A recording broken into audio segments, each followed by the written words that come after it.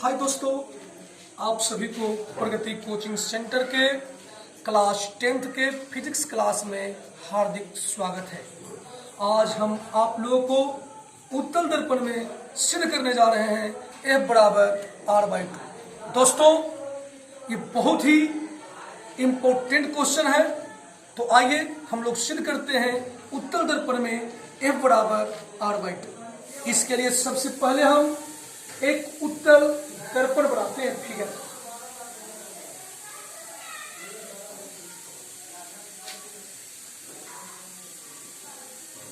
ये आपका उत्तल दर्पण हो गया और ये आपका प्रधान अक्ष है। ये ध्रुव हो गया जिसका संकेत P होता है। मुख्य फोकस F हो गया और C वक्रता केंद्र हो गया। दर्पण का नाम हम दे देते हैं MN। प्रधान अक्ष के समांतर एक किरण लेते हैं AB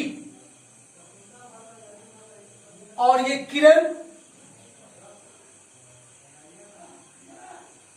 दर्पण के बिंदु B पर पड़ती है और ये दर्पण से परावर्तित होकर PD दिशा में लौट जाती है। जब इस किरण को पीछे की ओर बढ़ाया जाता है, ये बिंदु F पर मिलता हुआ मालूम पड़ता है। आपतन बिंदु B पर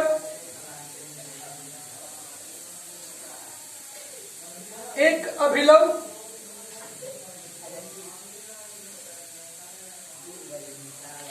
EBC डालते हैं, तो हम लोग जानते हैं कि कोई भी किरण जो दर्पण पर पड़ती है वो आपतित किरण होती है और लौटने वाली किरण को परावर्तित किरण कहते हैं और आपतन बिंदु पर डाले गए लंब को अभिलंब कहते हैं। तो चलिए, ये आपका AB आपतित किरण है और ये आपका EBC अभिलंब हुआ और इसके बीच के कोण को हम आपतन कोण I कहते हैं। इसी प्रकार BD आपका परावर्तित किरण है और इस पर अभिलंब है EBC, तो परावर्तित किरण और अभिलंब के बीच के कोण को हम परावर्तन कोण R कहते हैं। अब हम लोग प्रकाश के परावर्तन के नियम से जानते हैं कि आपतन कोण हमेशा परावर्तन कोण के बराबर होता है। तो चलिए हम यहां पर लिखते हैं, ये आपतन कोण जो है इसका नाम हम दे सकते हैं ABE या हम लिख सकते हैं EBA। ये हो गया कोण ABE। अब ये आपतन कोण जो आपका है ये बराबर होगा परावर्तन कोण का, जिसका हम नाम दे सकते हैं EBD या हम फिर लिख सकते हैं DBE।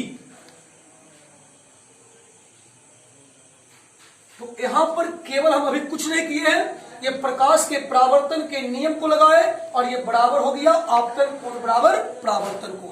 तो चलिए हम ब्रैकेट में यहां पर लिख देते हैं, प्रकाश के परावर्तन के नियम से, इसको मान लीजिए समीकरण नंबर 1। अब यहां पर फिगर पर ध्यान दीजिए, यहां पर ये जो आपका किरण BD था, इसी किरण को पीछे को हम बढ़ाए हैं तो ये बिंदु F पर मिलता हुआ मालूम पड़ रहा है। और ये आपका दूसरा किरण था EBC, जो एक दूसरे को यहां पर प्रतिच्छेद कर रहा है। तो हम जानते हैं कि शीर्षाभिमुख कोण आपस में बराबर होता है। तो यहां पर मेरा शीर्षाभिमुख कोण बनेगा EBD, कोण EBD, और ये शीर्षाभिमुख कोण का एक युग्म है FBC, या इसको हम नाम दे सकते हैं CBF। तो चलिए इसको लिखते हैं, कोण FBC ये बराबर हो गया, क्योंकि ये जो आपका है वो शीर्षाभिमुख कोण का युग्म है और हम जानते हैं कि शीर्षाभिमुख कोण का युग्म आपस में बराबर होता है। तो चलिए, जब ये कोण आपका R था और ये शीर्षाभिमुख कोण बराबर हो गया, तो ये कोण भी आपका R हो गया। अब फिगर को अच्छी तरह से देखा जाए तो ये जो आपका प्रधान अक्ष है, इस प्रधान अक्ष के समांतर यहां पर एक किरण था AB, और हम लोग पिछले क्लास में पढ़ चुके हैं कि यदि दो रेखा आपस में समांतर हो और उसको कोई तिर्यक रेखा आपस में मिलाती हो तो संगत कोण आपस में बराबर होता है। और यहां पर आपका ये और AB समांतर है और इसको तिर्यक रेखा मिला रहा है EBC। तो चलिए हम लिखते हैं कि चूंकि PC समांतर AB एवं इसे तिर्यक रेखा EBC मिलाती है, तो इसलिए अब देखिए जब ये दोनों समांतर है और इसको एक तिर्यक रेखा मिला रही है तो संगत कोण बराबर होगा, और संगत कोण को हम लोग पहचान लेंगे। यहां पर आपका एक कोण जो है ABE, इस कोण का संगत फिगर में ये कोण है। तो चूंकि ये कोण आपका I है और ये संगत कोण है, ये आपस में बराबर होगा, तो इसका भी नाम हम दे देते हैं I। और आइए इसको लिखते हैं, तो ये हो जाएगा कोण ABE बराबर, इसका हम नाम दे सकते हैं BCF, या इसको हम लिख सकते हैं FCB। तो बराबर हो गया कोण BCF, ये हो गया संगत कोण से या संगत कोण का युग्म है। इसी कारण ये दोनों कोण आपस में बराबर हुआ। तो चलिए ये जो शीर्षाभिमुख कोण का युग्म बराबर हुआ था और यहां पर संगत कोण का युग्म बराबर हो गया। अब समीकरण 1 को देखा जाए तो हमको समीकरण 1 में कोण ABE था, जिसका मान हमको संगत कोण से मिल गया ABE बराबर हो गया BCF का, और चूंकि 1 में था कोण EBD और इसका वैल्यू हमको मिल गया शीर्षाभिमुख कोण के युग्म में। इससे पता चल गया कि कोण EBD बराबर है कोण FBC का। तो चलिए हम समीकरण 1 में मान रखते हैं, यहां पर लिखते हैं समीकरण 1 में कोण ABE और कोण EBD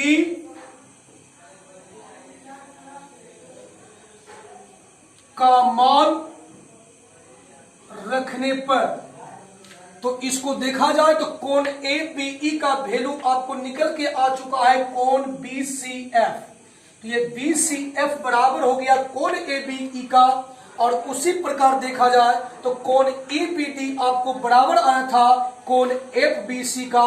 तो EBD के जगह पर हम लिख सकते हैं कोण FBC। अब यहां पर फिगर पे देखा जाए तो कोण BCF यानी ये कोण हो गया, और कोण FBC यानी कि ये कोण हो गया। अर्थात ये दोनों कोण जो हम देख रहे हैं बराबर है, वो है त्रिभुज BCF में।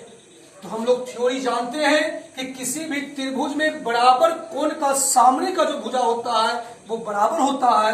तो चलिए उसको हम लिखते हैं कि चूंकि त्रिभुज में बराबर कोण के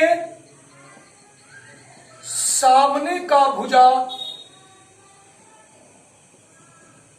बराबर होता है, तो इसलिए यहां पर देखा जाए तो BCF यानी कि कोण C की चर्चा हो रही है, और कोण C के सामने का भुजा है BF, तो हम C के लिए लिखते हैं भुजा BF को। और उसी प्रकार यहां पर देखा जाए FBC, तो यहां पर कोण B की चर्चा हो रही है, और B के सामने की यहां पर जो हम भुजा देख रहे हैं वो है FC। अब यहां पर ध्यान दिया जाए कि यहां पर आ गया कि BF बराबर है FC का। अब यदि दर्पण के द्वारक को छोटा किया जाएगा तो बिंदु B जो होगा वो बिंदु P के बहुत ही निकट होगा। उस स्थिति में हम कह सकते हैं कि BF जो मेरा होगा वो PF के बराबर होगा। तो चलिए इसको हम लिखते हैं कि चूंकि दर्पण का द्वारक छोटा होने पर बिंदु P के बहुत ही निकट होगा। इसलिए आपका जहां पर बी है वहां पर हम पी रख सकते हैं, यानी कि इसलिए हो जाएगा बीएफ बराबर पीएफ। अब चलिए इसमें हम बीएफ के जगह पर अब पीएफ रख सकते हैं, तो हमको आ जाएगा पीएफ बराबर एफसी। अब हम जानते हैं कि दर्पण में जितना भी दूरी होता है सभी दूरी को हम ध्रुव यानी कि पी से मापते हैं। तो दोस्तों इसमें देखा जाए तो इसमें तो पी आ चुका है, लेकिन अभी एफसी में जो है पी नहीं आया है। तो इस एफसी को हम इस फिगर से तोड़ते हैं, तो फिगर से स्पष्ट है कि यहां से यहां तक की जो दूरी है वो आपका एफसी है। अब यदि इस एफसी को हम इस पी से तोड़ते हैं तो इस एफसी के लिए हम लिख सकते हैं, ध्यान दीजिएगा, पीएफ बराबर हो जाएगा, इस एफसी के लिए हम लिख सकते हैं पीसी, अर्थात ये पूरा हम ले लिए और इस पूरे पीसी में यदि इस पीएफ को घटा दिया जाए तो आराम से हमको एफसी मिल जाएगा। तो चलिए इसको हम लिखते हैं पीसी माइनस पीएफ। अब यहां पर देखा जाए तो सब के साथ ध्रुव आ गया, और ध्रुव आ गया तो ध्रुव से ही सभी की दूरी को मापा जाता है। तो चलिए हम एक जाति को एक तरह करते हैं, तो ये माइनस है, इधर आवेगा तो प्लस हो जाएगा, अब बराबर हो गया पीसी। अब या इसको जोड़ा जाए तो एक पीएफ और एक पीएफ 2पीएफ हो जाएगा, अब बराबर ये हो गया पीसी। अब चलिए हम यहां पर सबका मान रखते हैं, तो हम जानते हैं कि P का मतलब ध्रुव होता है और F का मतलब फोकस होता है, और ध्रुव और फोकस के बीच की दूरी को फोकस दूरी कहा जाता है, जिसका संकेत स्मॉल f होता है। तो आराम से 2 को हम रहने देंगे और PF के जगह पर हम बैठा सकते हैं स्मॉल f बराबर। उसी प्रकार देखा जाए तो यहाँ पर पीसी है और पी का मतलब ध्रुव हो गया, सी का मतलब वक्रता केंद्र हो गया, और हम जानते हैं कि ध्रुव और वक्रता केंद्र के बीच की दूरी को वक्रता त्रिज्या कहा जाता है, जिसका संकेत कैपिटल आर होता है। तो पीसी के जगह पर हम कैपिटल आर बैठा सकते हैं। अब यहाँ पर ध्यान दिया जाए, चलिए इसको नीचे लिखते हैं। तो चूंकि यहाँ पर जो आपका पीएफ था वो स्मॉल एफ हो गया, और पीसी अभी बताया आपको कि पी मने ध्रुव, सी मने वक्रता केंद्र, ध्रुव और वक्रता केंद्र के बीच की दूरी को वक्रता त्रिज्या कहते हैं, तो कैपिटल आर हो गया। दोस्तों यहाँ पर ये पता चल रहा है कि वक्रता त्रिज्या जो है फोकस दूरी का दुगना होता है।